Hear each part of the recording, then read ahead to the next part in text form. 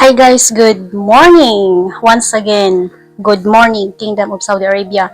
Maayong hapon Pilipinas. Kumusta ang atong adlaw karon? Kumusta sa akong mga loyal nga mga subscribers? Kumusta mong tanan? Niya nabuhi nako, no? Daming nagsasabi, ate, nasan ka na? Ma'am, nasan ka na? Okay ka lang ba? Kumusta yung ano mo? Kumusta yung health mo? Napakabuti pong tao ito, guys. Yung laging nagsasabi na kumusta ka na? Ingat po kayo, ma'am. Na-miss kita, ma'am. Yung mga ganong na tipo mga tao, na mga subscribers mo, nakakagaan sa puso, okay? Kumbaga nakaka-refresh sa ano mo, sa pakiramdam mo. Kumbaga parang binago niya yung mundo mo, o diba? So, yeah, once again, kumusta ulit? Ayan, so nice ko lang po, guys, magpasalamat sa inyong lahat sa mga very supportive na aking mga loyal at faithful na mga subscribers, of course. Ang daming nagtanong, daming nagchat sa akin kung bakit nasa YouTube ako palagi, bakit active ako dito, hindi ako nagre-reply sa inyo. May mga tanong na ganun. So, okay lang po yan, guys. So, sasabihin ko lang po dito sa inyo na yes, active po ako dito. Always po ako na active. Hindi ibig sabihin na active ako, na nag-i-scroll. Hindi po yan ang ibig sabihin, guys. Active ako dito kasi nagtratrabaho po ako dito talaga. So, may mga trabaho ako dito sa YouTube ko and hoping na sa susunod na mga pagtatagpo natin dito po ay mai-share ko na din po sa inyo. So, may kape ako. Kape muna tayo.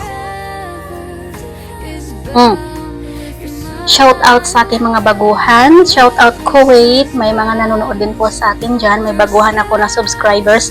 Shout out Norway sa aking bagong kaibigan dyan. Shout out USA sa aking mga bagong kaibigan dyan. Thank you so much for viewing us. Maraming salamat din po sa mga dati ko mga subscribers mula noon hanggang ngayon na hindi po sila nagbabago sa pagsusupport sa aking channel. Ayan, so anong nangyari sa camera ko, nag-yellowish na siya. May sakit yung camera ko kasi. So, nag-order ako ng iba kong gagamitin for, for filming, vlogging, ganun. Kasi pag sa camera, kasi sa pag-cellphone mo lang talaga, mahirap po yan, lalo na kapag may nagte-text, may nagtatawag, nakaka-istorbo po talaga. So, yun po ang purpose ko, bakit ako bibili ng bago. I'm sorry. So, yeah. Today, guys, pasalamat ko na lang din po sa inyong lahat. So, although may mga videos ako na mga naka-prepare na, pero hindi ko po siya mai-upload dito. Kasi nga po, yung observation ko dito is, bawat doon sa videos ko, pinag-aaralan ko po yung analytics ko. Pinag-aaralan ko po kung saan po yung pwede natin na gamitin doon kasi yan po talaga importante dito, guys. Hindi po tayo pwedeng mag-upload na lang ng mag-upload ng kahit ano-ano. Kasi ako, guys, to be honest lang po, yung gusto ko talaga dito na mangyari is yung tulong po talaga. Tulong po talaga yung gusto ko mangyari dito. Nang dahil sa kalagayan ko, nang dahil sa sitwasyon ko na hindi ako makapag hands-on sa aking mga ginagawa. So, kumbaga, ihinto ko muna yan kasi nga po, by next i-continue ko yan. Inshallah, hoping pag makauwi tayo, continue po yan talaga kasi yan po talaga ang gusto ko na mangyari dito sa content ko. Pwede naman yung daily life vlog, pwede naman yung mga content tutorial, pero parang kumbaga crowded po siya na iwan ko lang sa iba, iwan ko lang sa inyo kung gusto niyo na haluan natin ng konting next vlog or konting tutorial. Pwede naman po yan, nagawan natin. So, may mga nagtanong nga sa akin na, ate, paano ba turuan mo naman ako? Ma'am, paano? Ganito, ganyan yung mga tanong nila sa akin. Pakitulong naman kung paano yung ganito, ganyan, step by step.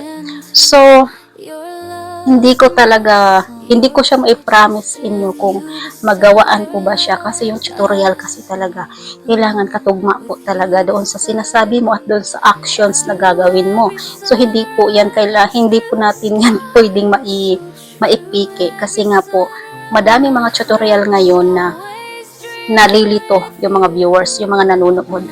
Okay, so gusto ko na pag nagturo ako ng tutorial, yung easy, tapos yung madali mo lang siya maintindihan, madali mo lang siya ma-catch up, at syempre, ano lang siya, hindi siya short videos hindi siya long form videos talaga. Yung kumbaga mga 5 minutes lang, mga 8 minutes lang ganun.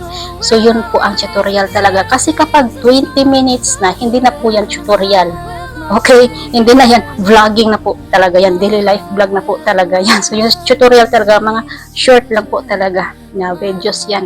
Yan po ang tutorial. So ngayon guys, ang sasabihin ko lamang po, aware lang po tayo sa Facebook ko kasi nga po may umaaligid-aligid doon na hindi ko alam kung anong target niya doon.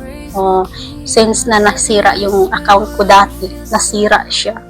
Buti na recover ko rin siya agad. Kaya nga, rason na parang nawalan din ako ng nawalan ako ng gana na ituloy yung aking Facebook kasi nga po nawala lahat yung earnings ko. Sayang naman yung pinaghirapan ko, yung effort ko, yung gastos ko doon. Syempre may gastos din ako doon. So nawala po yung lahat. So okay lang, yun po talaga yung pagsubok natin sa ating buhay. Huwag po nating kalimutan na may mga pagsubok po talaga sa ating mga buhay. So normal lang po yan talaga. Kailangan natin na kailangan po tayo na iporsigi, kailangan po natin na gumawa ng ibang paraan. Okay? So, huwag tayong gi-give up agad. Okay? So, pag-aralan natin kung ano po yung pwede natin gawin or pwede natin na in-next na gawin dyan sa mga pangyayari na yan. So, yung mga post ko dito sa aking YouTube, dami nagtatanong anong problema. Yan. So, may mga nagmamarites dito, Jim, ano siya problema? Okay, rakadiha. O, diba? So, about sa katong mga employer bitaw, sa mga employee, totoo po yun, yung mga employee ngayon sa Pilipinas, ang laki ng mga, ang laki ng kanilang mga loan. Okay, so parang kami lang yata dito ng mga OFWs ang walang mga loan. O, depende sa iba, kasi yung iba talaga nakapag-loan. So, ako naman, hindi ako, hindi ako ganyan. So, katulad ng iba na nag-loan. Kasi nga po, kapag nag-loan ka, wala ka na doon. Sila na yung babayaran mo. Okay, so dagdag sakit ulo lang yan. Then, yung target ngayon sa social media ay kami, na mga OFWs, kasi nga, kami nga po yung may pera dito. Kami yung, kumbaga, alam nila na madaling maingganyo or madaling mauto. So, makikita niyo yan, bawat scroll ninyo sa inyong Facebook, ganun, kahit sa YouTube meron yan. Nag-iingganyo po sila ng loan. Okay, so target ang mga OFWs. Isa na po ako dyan, pero ayaw ko po talaga. May mga nagsabi sa akin, pwede ka mag-loan ng ganito, ganyan, pang ganito, ganyan, pang puhunan. Ang dami nilang magsabi na ganun, mag-offer sa akin. Pero yung sabi ko naman sa kanila, okay na ako at kontento na ako sa buhay ko. Yun lang, ang simple lang sagot ko.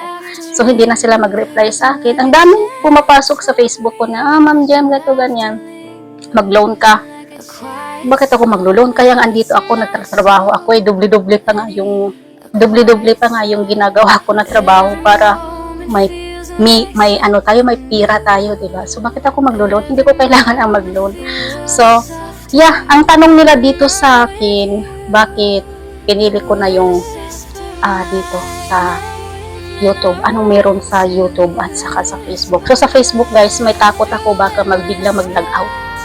Kasi nga yung TikTok, nabalitaan niyo guys, yung TikTok nag-log out po siya noong mga nakarang mga araw.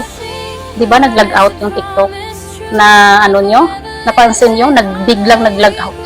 Burado po lahat, nawala lahat. So, may tendency po talaga na ang TikTok at ang Facebook para magkakukunik yan, 'di ba? So, parang yan ang kasunod yung Facebook, mag-log out din yan. So, ingat-ingat po tayo mga my guys, na huwag tayong kung darating man yan na mag-log out, tapos yung mga sahod ninyo hindi pa ninyo nakuha, walang problema po yan. So, such is life, diba? So, wag nating masyadong dibdibin, yung sahod ko, hindi ko pa nakuha, malaki yung sasahurin ko, $10,000. So, wag mong dibdibin. So, ganun lang po talaga guys, okay? So, thank you so much once again, and salamat sa suporta. Sa mga hindi pa nakasubscribe, paki-subscribe naman po, paki-like, paki-comment, at paki-share na po. As the floors can't take no more, stuck in this groove, I'm feeling bored.